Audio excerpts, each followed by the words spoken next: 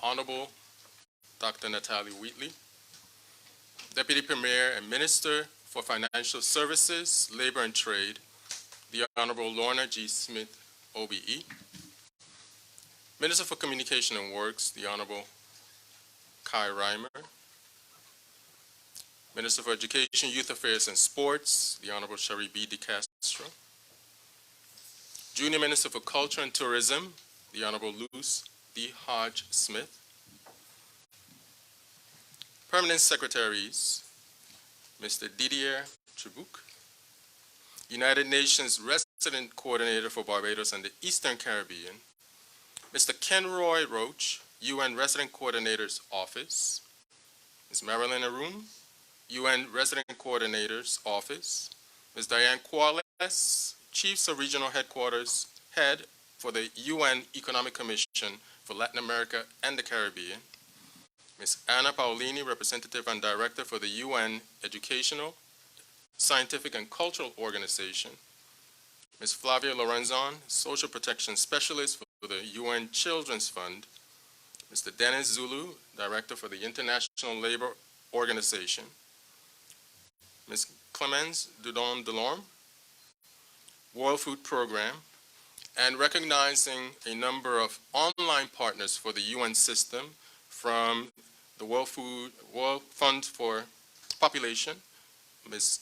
Jenny Carlson, Mr. Peter Bolt for UNICEF, Ms. Juana Sotomayor for the Human Rights Commission, and Ms. Nadia Thomas for UN Women. Ladies and gentlemen, good morning. This morning's meeting is a seminal moment that will allow for the UN system and collaborating partners to have an opportunity to present to government on the areas of collaboration and support that the UN has rendered so far, as well as will be surrendering, within the context of the country implementation plan. The country implementation plan articulates areas of collaboration, technical assistance and support, and therefore this morning we will hear from both the Premier as well as the UN Resident Coordinator on the importance of this relationship and what we anticipate will be areas of future collaboration. So without further ado, I invite the Honorable Premier, Dr. Natalio Wheatley, to provide his remarks.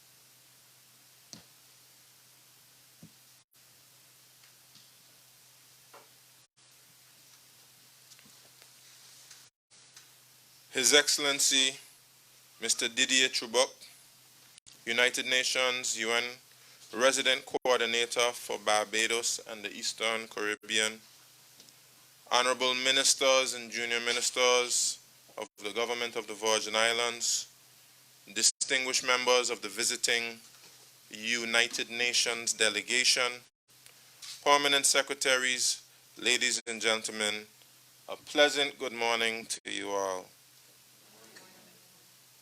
Mr. Trebucq, on behalf of the government and people of the British Virgin Islands, it is my great honor and privilege to officially welcome you and the members of your delegation to the Virgin Islands.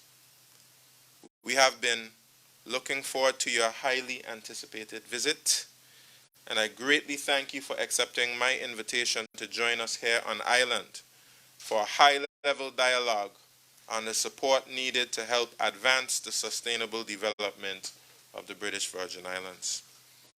We are also very pleased by the number of UN agencies represented today, including ECLAC, UNDP, UNFPA, UNESCO, UNICEF, and the ILO.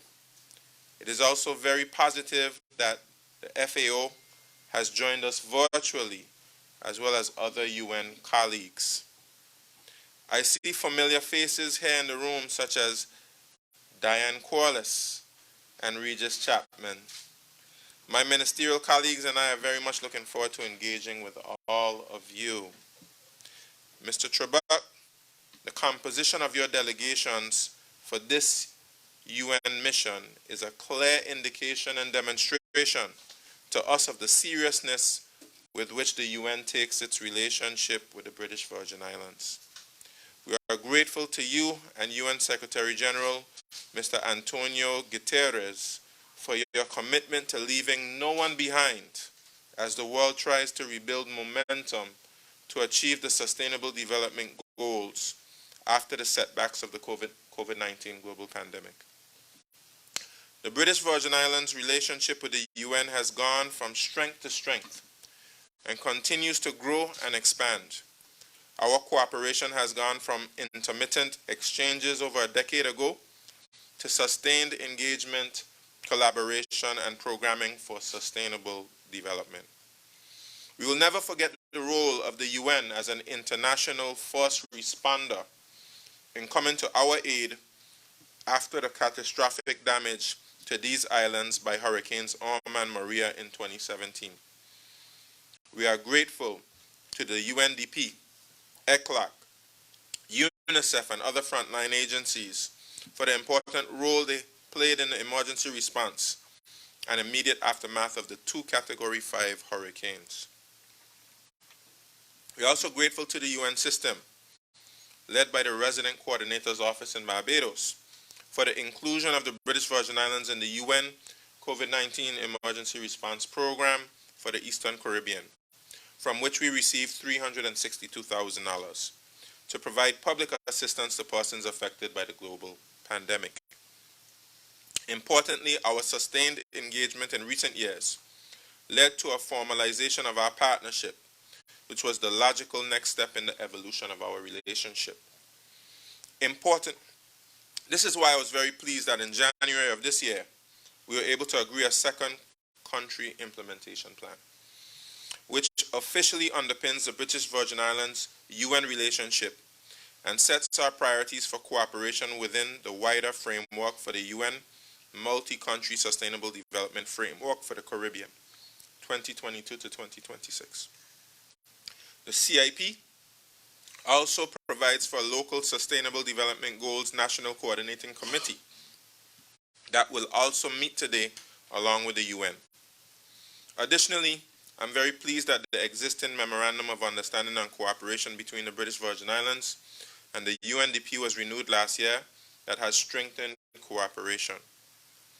Mr. Trebucq, UN colleagues, the British Virgin Islands is grateful for the UN support we have received thus far, including the technical assistance provided by ECLAC to develop and complete a national sustainable development plan that is aligned with the 2030 Agenda for Sustainable Development. The plan was launched in February this year, and its implementation is a high priority on the government's agenda. This will be a major focus on our discussions today. At present, the British Virgin Islands is participating in the Resilient Caribbean Joint Program that is focused on strengthening social protection. Via this program, UNICEF reviewed the territory's social assistance regime and provided recommendations for reform, which my administration is currently taking forward. I thank UNICEF for their support. We're looking forward to engaging with UN colleagues on other aspects of the joint program related to social protection systems, which will build upon the ongoing assistance provided by the World Food Program. It is important for me to mention at this juncture that here in the islands there is a regular UN presence. A local UNDP office was opened last year, and we are extremely proud that it is headed by our very own Ms. Pat Leanne Johnson as National Coordinator. Among other things, UNDP has provided us with technical assistance to complete the territory's Blue Economy Roadmap. Our Blue Economy has immense potential with marine-based tourism at its heart. We intend to expand the Blue Economy through the sustainable use of our marine resources. UNDP has also provided vital support to the British Virgin Islands through its FUT tourism program, including training and grants to our small businesses. The agency is also assisting with an e-government audit. I thank UNDP for all their assistance to us. We generally do not receive UN funds, but there's a great deal of value in the policy advice, policy design, and policy implementation that supports policy implementation support that the UN provides through technical assistance, particularly where we lack expertise or have human resource constraints. In terms of climate change, however, it is very unfortunate that the British Virgin Islands is unable to access climate finance through the internationally established mechanisms such as the Global Environment Facility. The negative impact of our climate vulnerability was clearly demonstrated by Hurricanes Irma and Maria. Mr. Trebucq, your visiting UN mission here yesterday began with a recovery tour of Virgin Gorda, which I hope put into perspective our climate vulnerability. As you saw firsthand, we have made good progress in recovering from the storms, but the process is far from complete.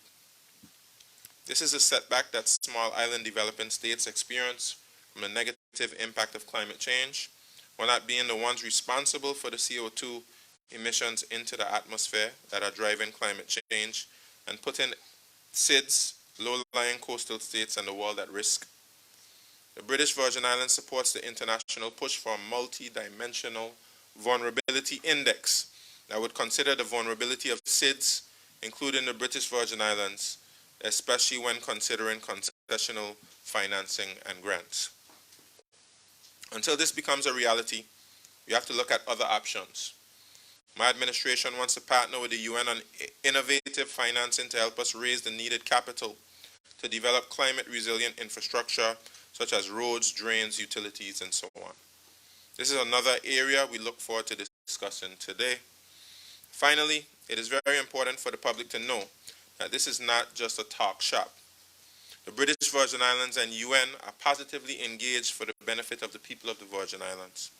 What we hope to achieve by the conclusion of our dialogue is agreement in principle on available UN support measures to assist the government with the implementation of the National Sustainable Development Plan, concrete steps to strengthen and expand existing UN programs in the territory, and areas in which technical assistance can be provided to the government within the scope of the country implementation plan.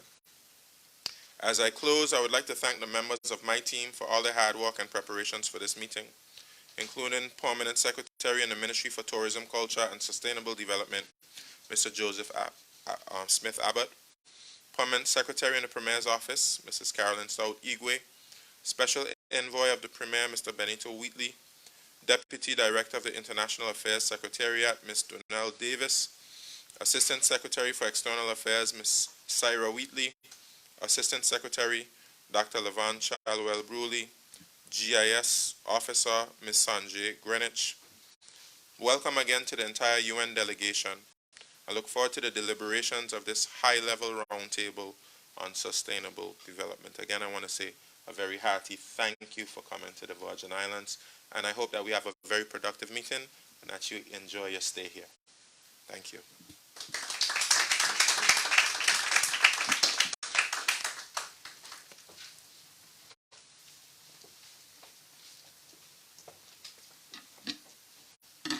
Thank you, Honorable Premier, for your remarks.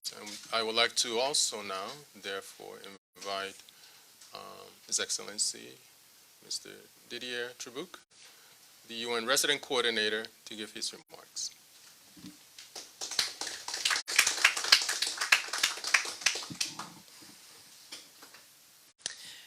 Thank you, PS.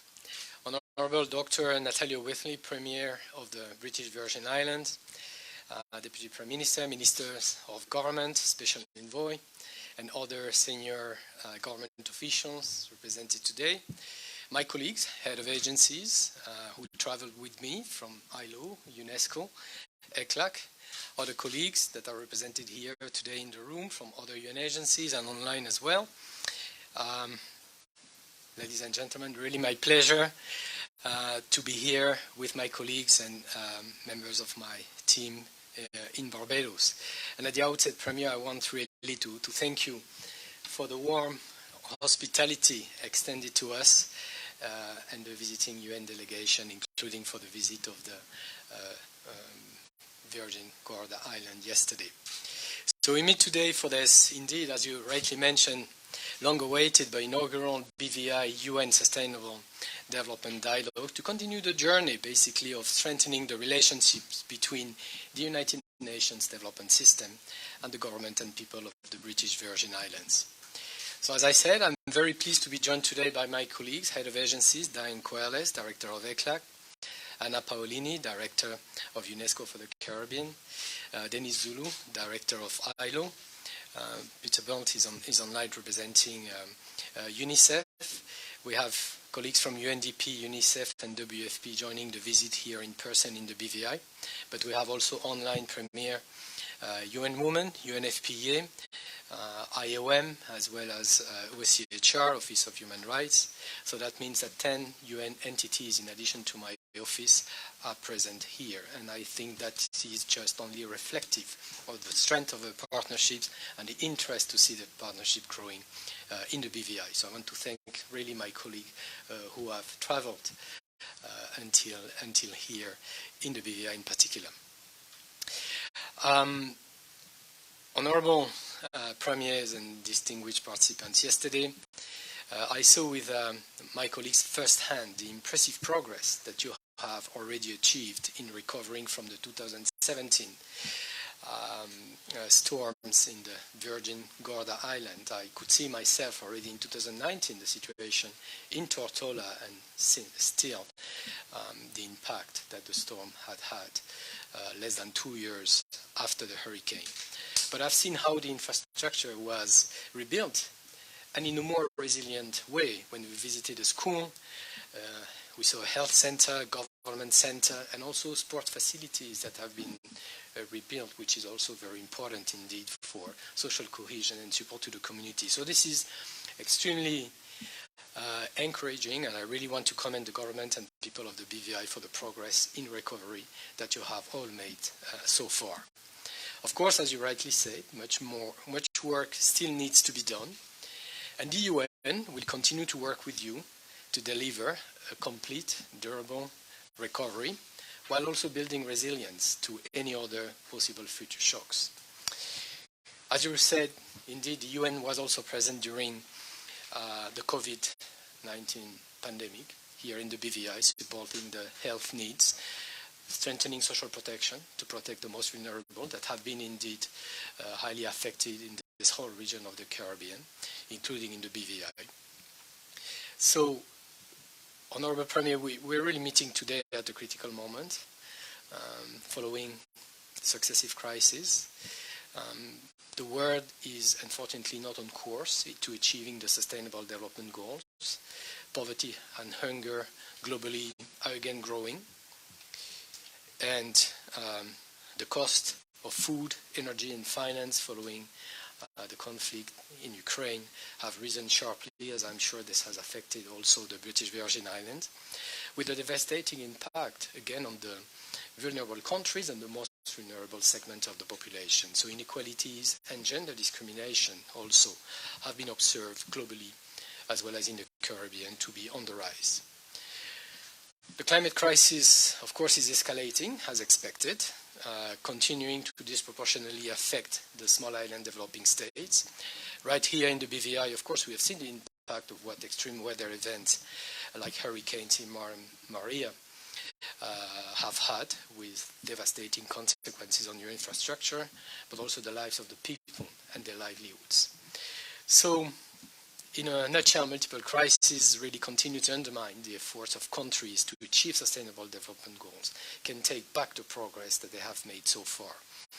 But at the same time, we see the resolve and determination of nations like the BVI to rise above those challenges, and we really applaud you for this, Premier and your government. Well, it's true that your classification as an overseas territories and also high-income territories limits your access to traditional overseas development assistance. Your efforts to develop a bold ambition and a national development plan with support of agencies like ECLAC and other UN entities is really a testimony to the commitment to overcome those inherent vulnerabilities and limitations as a small island developing states to deliver on the Agenda 2030. The adoption of MVI, indeed, can certainly help, hopefully in the near future, and will be critical to overcome those financial constraints. But I think you have really paved the way for achieving what is required to be achieved in the BVI. At the same time, the UN has developed a clear plan to help the BVI and other countries in the Caribbean to recover from the impact of the COVID-19, to achieve the Sustainable Development Goal, and very importantly, to build long-term resilience to shocks. So this is the UN Sustainable Development Cooperation Frameworks, which cover the period of 2022-2026. And it will coalesce the technical capacities of the whole UN development system. And under this framework, in the BVI, we have developed a tailored, what we call a country implementation plan, 2-year country implementation plan to achieve specifically 3 priorities in support of your national development plan. So first, we're increasing our support to the economic resilience agenda by deploying the support of the UN development system to enhance government's efforts for economic diversification. For example, through initiatives to sustainably develop the blue economy, we collaborated with the government to develop a roadmap which should hopefully result in building a pipeline of investable projects in the blue economy that can truly have a long-term impact. The expertise of the UN system in mobilizing both public and private financing to deliver on more diversified economy is also available as policy advice.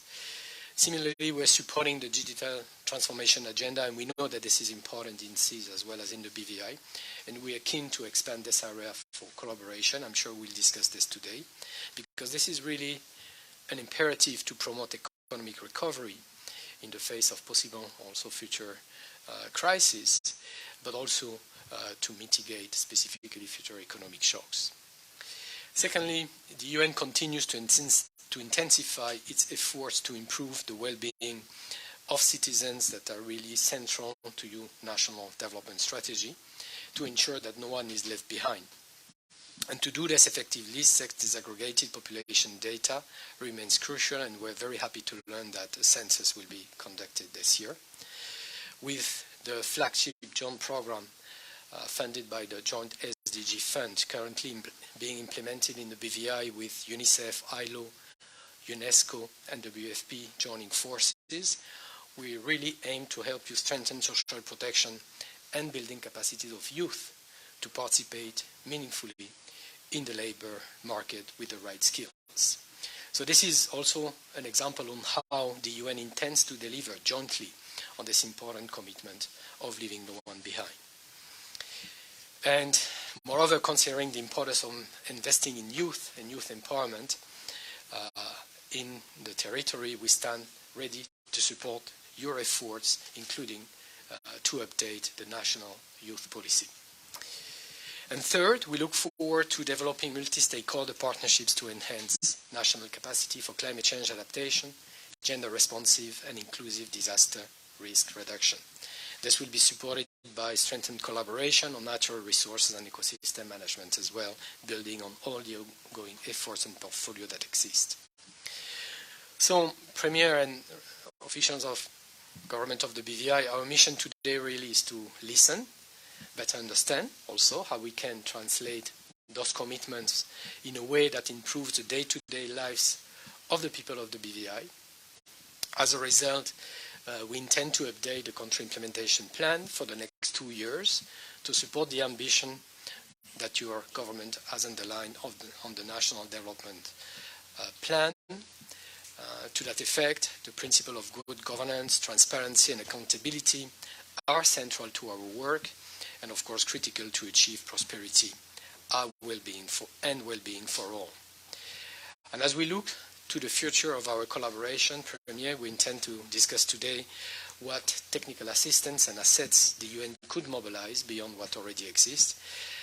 And I also look forward to a reflection on what is the right business model for the UN partnerships with an overseas territories like the BVI, in order to be able to better deliver on our shared commitment to achieve the SDGs, and I hope that we'll have that conversation in the course of the day today. So in closing, Premier and officials of the government, allow me to again congratulate on behalf of the whole UN team the government for the recovery post-Hurricane Irma and Maria, also for your efforts to align your strategies to the Sustainable Development Goals and deliver on the Agenda 2030 in the BVI, and very importantly for your very, very strong sense of partnerships. And I really want to heartfully thank you for this. So thank you for the invitation, and looking forward to very, very fruitful discussion today.